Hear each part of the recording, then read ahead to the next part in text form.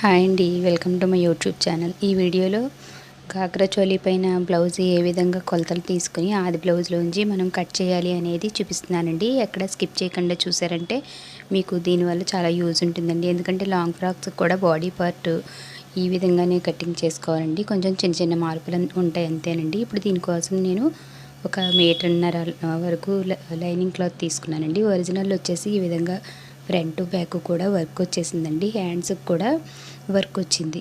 ఇలా వచ్చిన దాన్ని నెక్ వెడల్పు ఎక్కువగా ఉంటుందండి. డిజైను రెడీమేడ్గా వచ్చాయి. ఇప్పుడు దాన్ని మనం ఈ ఆది ప్రకారం ఏ విధంగా సరి చేసుకొని స్టిచ్చింగ్ చేయాలి అనేది ఉంటుందండి. కాబట్టి మీరు స్టిచ్చింగ్ వీడియోలో అవన్నీ కూడా ఉంటాయి, స్కిప్ చేయకుండా చూడండి. ఇప్పుడు దీనికోసం బ్లౌజు పొడవు ఎంత ఉందో కొలతలు తీసుకోవాలండి. ఇది వచ్చేసి 17 అంగుళాలు ఉన్నదండి. ఇంకో అంగుళం ఎక్స్ట్రా పెట్టమన్నారు కాబట్టి నేను 18 అంగుళాలు కొలత తీసుకుంటున్నానండి. ఒక పేపర్ పైన నోట్ చేసేసుకుంటే మనం కటింగ్ చేసుకునేటప్పుడు ఈజీగా ఉంటుంది.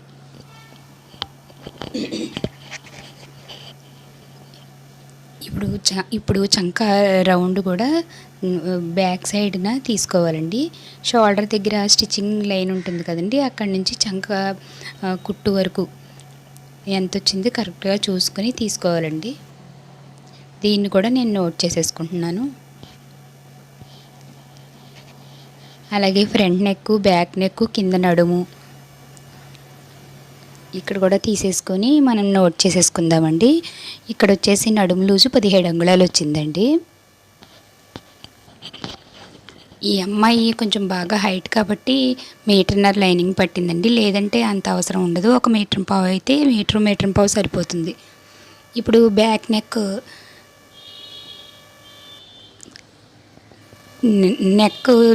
ఎడ్జ్ లైన్ ఎక్కడికుందో అక్కడికి మార్కింగ్ స్కేల్తో తీసేసుకున్నారనుకోండి. షోల్డర్ స్టిచ్చింగ్ లైన్ దగ్గర నుంచి అక్కడ నుంచి కింద మనం మార్కింగ్ వేసుకున్నంత వరకు కూడా ఫ్రంట్ బ్యాక్ కూడా అదే విధంగా కొలత తీసుకోవాలండి. ఇలా తీసుకున్నారు అంటే మనకి కరెక్ట్గా వచ్చేస్తుంది నెక్ డౌన్ ఎంత ఉంది అనేది. ఇప్పుడు చెస్ట్ లూజ్ కూడా తీసుకుందామండి.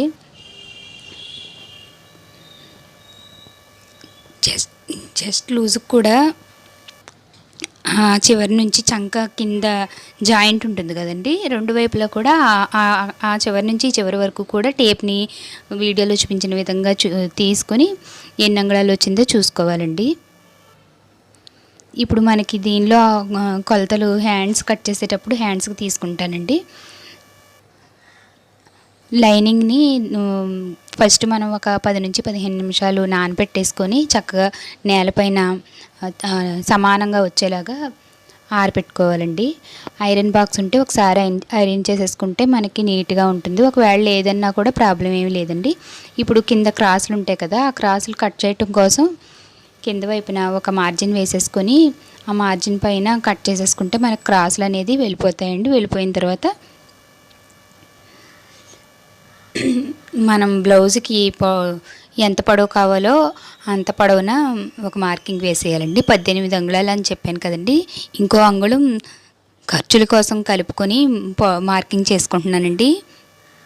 మార్కింగ్ చేసుకున్న తర్వాత ఇది ఫ్రంట్ బ్యాక్ కూడా ఒకేసారి కట్ చేసేసుకోవచ్చండి. ఈ 19 అంగుళాల దగ్గర మార్కింగ్ చేసుకున్న దగ్గర ఇలా మార్జిన్ గీసేసుకొని మళ్ళీ డబుల్ ఫోల్డింగ్ వేసుకోవాలండి.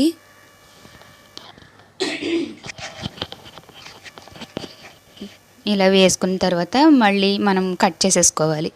ఇలా కట్ చేసేసుకున్న తర్వాత కొలతల ప్రకారం మార్కింగ్ వేసుకొని కట్ చేసుకుందామండి. ఇక్కడైతే నేను ఫ్రంట్ బ్యాక్ సేమ్ ఒకటే ఆదులు కాబట్టి బ్యాక్ ఓపెన్ కూడా లేదు కాబట్టి నేను రెండు ఒకేసారి కట్ చేసేసుకుంటున్నానండి. అంటే 4 ఫోల్డింగ్స్ వస్తాయి ఇక్కడ మనకి. మనం కట్ చేసుకున్నది క్లాత్ కరెక్ట్గా ఉన్నదా లేదా అని చూసుకుని ఒకసారి చెక్ చేసుకున్న తర్వాత కోరాస్ ఆపోజిట్లో వచ్చేలాగా ఫోల్డింగ్స్ మన వైపు వచ్చేలాగా చూసుకోవాలండి. తర్వాత కింద ఒక 1/2 ఇంచు ఖర్చు కోసం స్టిచ్చింగ్ లైన్ అనేది రావటం కోసం ఒక మార్కింగ్ వేసేసుకోవాలండి. వేసుకున్న తర్వాత నడుము లూజు 17 అంగుళాలు వచ్చింది కదండి. 17 అంగుళాలు అంటే మనం ఇక్కడ డబుల్ చేయాలండి. 34 అంగుళాలు నడుము లూజ్ వచ్చినట్టు. నేను బ్లౌజ్ని మీకు ఆది కొలిచేటప్పుడు విడదీసి చూపించాను కదండి, అలా బ్యాక్ కూడా ఉంటుంది కాబట్టి 17 × 17 34 అంగుళాలు. 34 అంగుళాల్లో నడుము లూజ్ పెట్టేటప్పుడు ఇక్కడ మనం 4 పొరల కింద కట్ చేస్తున్నాం, అంటే 4 పార్ట్స్ కింద కట్ చేస్తున్నాం కాబట్టి 34లో 4వ భాగం ఎంత వస్తే అంత 8.5 అంగుళాలకి ఒక మార్కింగ్ వేసానండి. అలాగే ఒక అంగుళానికి డాట్స్కి వేసాను, 2 అంగుళాలకి ఖర్చుకి వేసానండి. ఇప్పుడు నెక్ విడ్త్ కోసం ఒక 3 ఇంచెస్ వేస్తున్నానండి. షోల్డర్ కోసం 3.5 ఇంచెస్ వేస్తున్నానండి. 3.5 ఇంచెస్ వేసాక మనం ఆది బ్లౌజ్లోంచి కూడా కావాలంటే ఈ విధంగా చూసుకుని మార్కింగ్ వేసుకోవచ్చండి. ఇది గాగ్రా చోళీ పైన బ్లౌజ్ కాబట్టి షోల్డర్ కొంచెం ఎక్కువే ఉంటుంది, అందులోనూ ఈ బ్లౌజ్ వచ్చేసి కొంచెం సైజ్ పెద్దదేనండి. ఇప్పుడు నెక్ డౌన్ వచ్చేసి మనం ఇందాక తీసుకున్నాం కదండి 6 అంగుళాలకి, అలా 6 అంగుళాలకి ఓ మార్కింగ్ వేసేసుకోవాలి. నేను చంక డౌన్ కూడా 6 అంగుళాలు పెడుతున్నానండి. ఒకవేళ మనకి సరిపోలేదనుకోండి చంక రౌండ్, అప్పుడు ఇంకో 1/2 ఇంచు కిందకి మార్కింగ్ వేసుకొని చేసుకుందామండి. ఇక్కడ వచ్చేసి చెస్ట్ లూజ్ చూపిస్తున్నాను. 20 అంగుళాలంటే డబల్ చేసుకుంటే 40 వస్తుంది కదండి. 40లో 4వ భాగం 10 అంగుళాలు. 10 అంగుళాలకి చెస్ట్ లూజ్ పెట్టానండి. 2 ఇంచులకి 2 అంగుళాలు ఖర్చులకి పెట్టానండి. ఇప్పుడు అన్ని మార్జిన్స్ కూడా స్కేల్తో ఈ విధంగా మార్కింగ్ చేసేసుకోవాలి. వీడియోలో చూపించిన విధంగా మార్కింగ్ చేసేసుకోవాలండి. ఇక్కడ చంక రౌండ్ నేను 6 అంగుళాలే పెట్టాను. ఒకవేళ చంక రౌండ్ కనుక సరిపోకపోతే ఇంకో 6 ఇంచు కిందకి దించుతానండి. ఇప్పుడు వచ్చేసి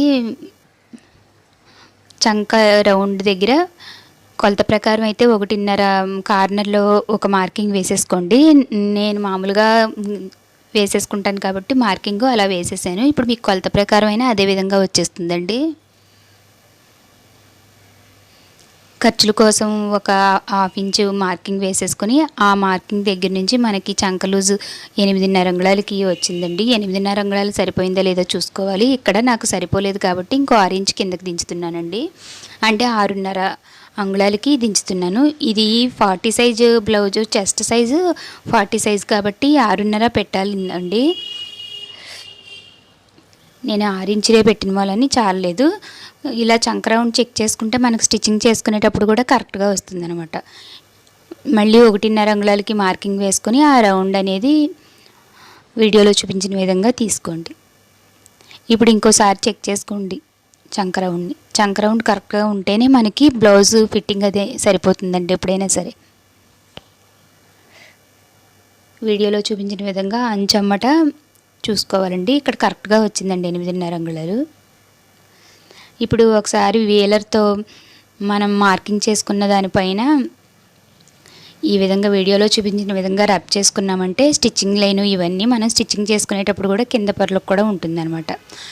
ఇప్పుడు మనం డాట్స్ కోసం మార్కింగ్ పెట్టాం కదండి, అందులో సగానికి ఒక మార్కింగ్ వేసేసుకొని గాగ్రా చోళీ కాబట్టి 5 ఇంచెస్ వరకు కూడా డాట్స్ వేసుకోవచ్చండి. డాట్స్ మార్కింగ్ వేసుకున్న తర్వాత అటొక 1/2 ఇంచు ఇటొక 1/2 ఇంచు మార్కింగ్ వేసుకున్నానండి. వేసుకుని స్కేల్తో ఈ విధంగా మార్కింగ్ వేసేసుకోవాలి. వేసుకున్న తర్వాత ఇందాకట్లాగా వేలర్ తీసుకుని వేలర్తో ఏ విధంగా మనం మార్కింగ్ చేసుకున్నామో అలా చేసుకుంటే కింద పార్ట్కి పై పార్ట్కి మొత్తం ఫోల్డింగ్స్ అన్నిటికి కూడా పడిపోతుంది కాబట్టి స్టిచ్చింగ్ చేసుకునేటప్పుడు కూడా ఈజీగా ఉంటుందండి. ఈ వేలర్ కూడా వచ్చేసి 20 రూపీస్ ఎంతో ఉంటుంది. స్టార్టింగ్ నేర్చుకునే వాళ్ళకి చాలా ఈజీగా ఉంటుందండి ఇటువంటి చిన్న చిన్నవి మనం తెచ్చేసుకుని పెట్టుకున్నామంటే. ఇక్కడ నేను నెక్ కట్ చేయట్లేదండి, ఎందుకంటే ఇది రెడీమేడ్ బ్లౌజ్ కాబట్టి వెడల్పు చాలా ఎక్కువగా వచ్చిందండి. అది స్టిచ్చింగ్ వీడియోలో ఖచ్చితంగా మీరు స్కిప్ చేయకుండా మళ్ళీ స్టిచ్చింగ్ వీడియో కూడా చూశారు అంటే కనుక అర్థమవుతుందండి. ఇప్పుడు మనం మార్కింగ్ చేసుకున్న విధంగా కట్ చేసేసుకొని ఖర్చుల దగ్గర స్టిచ్చింగ్ లైన్స్ దగ్గర కట్స్ ఇచ్చేసుకోవాలండి. పైన నెక్ వెడల్పు దగ్గర కూడా నేను ఒక కట్ అనేది ఇచ్చేసానండి. ఇచ్చేసి ఫ్రంట్ బ్యాక్ మనం ఒకేసారి ఫోల్డింగ్ వేసేసి కట్ చేసుకున్నాం కాబట్టి 2 ఓపెన్ చేసేసాను. ఇది వచ్చేసి ఫ్రంట్కి నేను లోతు తీస్తానండి చంక దగ్గర. ఇది వచ్చేసి బ్యాక్ అండి. బ్యాక్ కూడా నెక్ కొలత ప్రకారం పెట్టేసుకోవాలండి.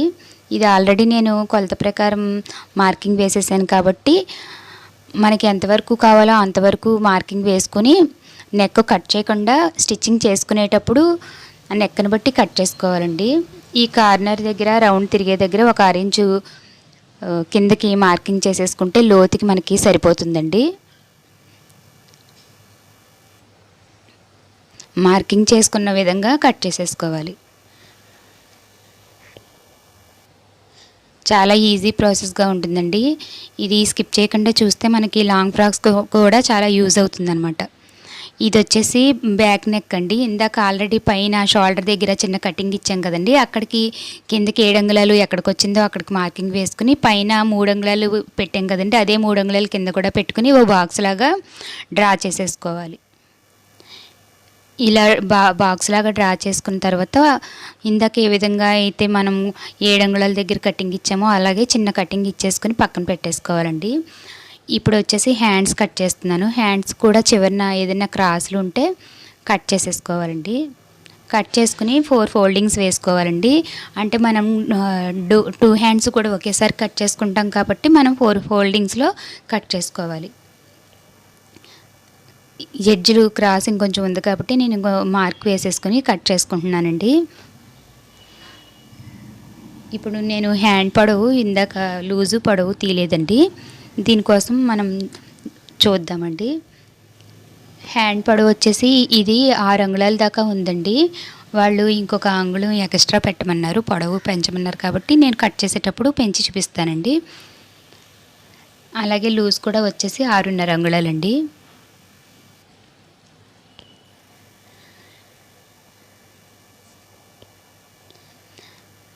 ఇది చంక లూజ్ వచ్చేసి 8.5 కదండి, మనకి సరిపోతుందో లేదో ఒకసారి చెక్ చేసుకోవాలి. ఒకవేళ సరిపోకపోతే మరి 4 వైపులనా కూడా క్లాత్ అతకక్కర్లేకుండా, అంటే హ్యాండ్స్కి అటు ఇటు కూడా జాయింట్ పడకుండా ఈ విధంగా ఫోల్డింగ్ వేసుకున్నారనుకోండి, మనం పైన 1 సైడ్ జాయింట్ చేసుకుంటే సరిపోతుందన్నమాట, ఈజీగా ఉంటుంది. ఇప్పుడు స్టిచ్చింగ్ లైన్ కోసం ఒక మార్కింగ్ వేసుకోవాలండి. 1 అంగుళం పెంచమన్నారు కాబట్టి నేను అంగుళానికి ఒక మార్కింగ్ వేశాను. అక్కడి నుంచి పొడవు పెంచిన దాని లైన్ దగ్గర నుంచి ఎగ్జాక్ట్గా మనం బ్లౌజ్లో ఎంత పొడవు అయితే తీసుకున్నామో అంత పొడవుకి ఒక మార్కింగ్ వేసుకోవాలి. అలాగే ఖర్చు కోసం ఒక 2 పాయింట్స్కో మార్కింగ్ వేసుకోవాలండి. ఇప్పుడు చంక డౌన్ వచ్చేసి ఇక్కడ 3.5 అంగుళాలు తీసుకుంటున్నానండి. 3.5 అంగుళాలు తీసుకుంటే కరెక్ట్గా సరిపోతుంది. ఇది 40 సైజ్ బ్లౌజ్ కాబట్టి 3.5 అంగుళాలు ఖచ్చితంగా తీసుకోవాల్సింది. 3.5 అంగుళాల దగ్గర మార్కింగు, అలాగే పైన పొడవు మార్కింగ్ కూడా ఇలా పొడవుగా మార్కింగ్ని చేసేసుకోవాలండి. ఇప్పుడు పై లైన్ నుంచి చంక డౌన్ కోసం తీసుకున్న మార్కింగ్కి 8.5 అంగుళాలకి ఒక మార్కింగ్ వేసేసుకొని 2 అంగుళాలు ఖర్చు కోసం ఒక మార్కింగ్ వేసుకోవాలండి. ఇది 1 సైడ్ జిప్ వస్తుందండి, కాబట్టి మీరు ఈ వీడియో చూసారంటే జిప్ వేయటం కూడా ఎలా అనేది అర్థమవుతుందండి. నెక్స్ట్ స్టిచ్చింగ్ వీడియోలో మీకు జిప్పు కూడా వేయటం వస్తుంది కాబట్టి తప్పకుండా చూడండి. ఇప్పుడు స్టార్టింగ్ లైన్ దగ్గర నుంచి పై లైన్ దగ్గర నుంచి 1.5 అంగుళాలకి ఒక మార్కింగ్ వేసుకొని, మనం 8.5 అంగుళాలకి ఒక మార్కింగ్ వేసాం కదండి, అక్కడికి ఇలా డౌన్ చేసుకుంటూ నెమ్మదిగా మార్కింగ్ వేసుకోవాలి. హ్యాండ్ ఈ విధంగా మార్కింగ్ వేసుకున్నామంటే చాలా నీట్గా పర్ఫెక్ట్గా ఫిట్టింగ్ అది కూడా చాలా బాగుంటుందండి. ఇప్పుడు లోతు కోసం ఒక 3/4 అంగుళం వచ్చేలాగా మీకు కావాలంటే టేప్తో మార్కింగ్ వేసుకోండి. వేసుకొని 3/4 అంగుళం వచ్చేలాగా అది కూడా ఒక మార్కింగ్ వేసేసుకోండి. లోతు అయితే ఇప్పుడు తీయక్కర్లేదు కానండి, ఒక మార్కింగ్ వేసేసుకుంటే మళ్ళీ మనం టేప్ పెట్టి కొలతలు తీసుకోవాల్సిన పని ఉండదన్నమాట. స్టిచ్చింగ్ చేసుకునేటప్పుడే ఆ మార్కింగ్ అలా ఉంటుంది కాబట్టి జాయింట్స్ చేసేసాక మనం తీసుకుంటానికి బాగుంటుంది. ఇప్పుడు అన్నిటి దగ్గర ఒక కటింగ్ అనేది టక్స్ అనేది ఇచ్చేసుకోండి, స్టిచ్చింగ్ చేసేటప్పుడు ఈజీగా ఉంటుందన్నమాట. ఇప్పుడు మనం జాయింట్ చేయటం కోసం క్లాత్ కావాలి కదండి, దాన్ని ఏ విధంగా మనం తీసుకోవాలనేది కూడా చూపిస్తున్నానండి. మొత్తం హ్యాండ్ని ఇలాగా విప్పేసుకొని మనకి క్లాత్ సరిపడా ఎక్కడైతే ఉంటుందో అక్కడ ఇలా ప్లేస్ చేసుకోవాలండి. ఒక 1/2 ఇంచు స్టిచ్చింగ్ కోసం ఒక మార్కింగ్ వేసేసుకోవాలి. వేసుకున్న తర్వాత ఈ హ్యాండ్ని తీసుకొచ్చి ఆ మార్కింగ్ దగ్గర పెట్టుకోవాలి. పెట్టుకున్న తర్వాత హ్యాండ్ని నార్మల్గా వీడియోలో చూపించిన విధంగా ఫోల్డింగ్ వేసేసుకోండి. వేసుకున్న తర్వాత మనకి చుట్టూ మార్కింగ్ వేసేసుకున్నాం అనుకోండి, మనకి ఎంత క్లాత్ అయితే కావాలో అంతే తీసుకుంటానికి కుదురుతుంది. చాలా నీట్గా కూడా ఉంటుందన్నమాట స్టిచ్చింగ్ చేసుకునేటప్పుడు. మీకు కనుక నా వీడియోస్ నచ్చితే తప్పకుండా లైక్ చేయండి, షేర్ చేయండి, సబ్స్క్రైబ్ చేసుకోండి. మీకు ఏదైనా బ్లౌజ్ కావాలి పలానా సైజులోది అని కనుక కావాలి అంటే కమెంట్స్లో తెలియచేయండి. నేను కటింగ్ చేసి మీకు వీడియో అనేది షేర్ చేస్తానండి.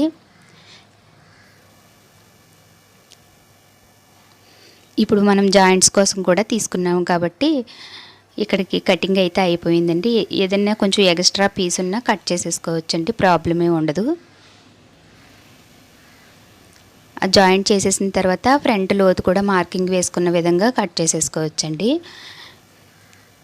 ఇప్పుడు ఒరిజినల్ క్లాత్ని కూడా ఏ విధంగా కటింగ్ చేయాలి అనేది చూపిస్తున్నాను. దీనికైతే కటింగ్ పెద్ద ఏమీ ఉండదండి, ఎందుకంటే మనకి వర్క్ కరెక్ట్గా లేదు కాబట్టి, ఆది ప్రకారం లేదు కాబట్టి మనం పొడవు ఎంత కావాలో అంతా చూసుకుని దాన్ని బట్టి కట్ చేసేసుకుంటే స్టిచ్చింగ్ చేసుకునేటప్పుడు ఈ ఒరిజినల్ క్లాత్ కటింగ్ అనేది ఉంటుందండి. కాబట్టి స్టిచ్చింగ్ వీడియో అయితే అసలు మిస్ అవ్వకండి. ఇలా వర్క్స్ వచ్చినప్పుడు నెక్ వెడల్పు వచ్చినప్పుడు ఆది కంటే ఏ విధంగా కటింగ్ చేయాలి అనేది మీకు అర్థమవుతుందండి, చాలా యూజ్ ఉంటుంది. అలాగే దీనికి సైడ్ జిప్ జాయింట్ కూడా ఉంటుంది కాబట్టి స్టిచ్చింగ్ వీడియో కూడా కంపల్సరీ చూడండి.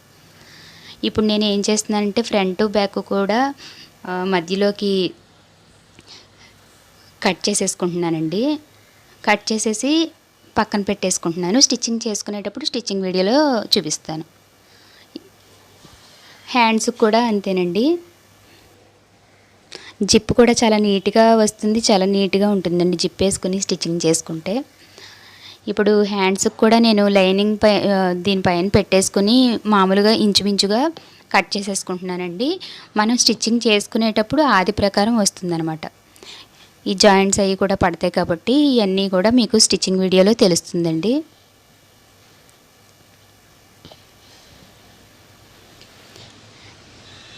లాంగ్ ఫ్రాక్స్ కూడా ఈ ప్రాసెస్ ఉంటుంది కాబట్టి మీరు ఈ వీడియోని స్కిప్ చేయకుండా చూడండి. చిన్న చిన్న మార్పులు ఉంటాయి అంతే తప్ప అంతకన్నా ఉండవండి. ఇప్పుడు నేను దీనికన్నా కొంచెం పొడవు పైన కూడా ఎక్స్ట్రా తీసుకుంటున్నానండి. దీనికి కూడా ఒరిజినల్ క్లాత్కి కూడా జాయింట్స్ పడతాయండి.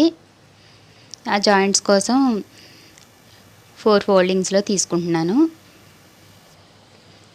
కటింగ్ అయితే అయిపోయిందండి. స్టిచ్చింగ్ వీడియో నెక్స్ట్ ఉంటుంది కాబట్టి తప్పకుండా సబ్స్క్రైబ్ చేసుకోండి.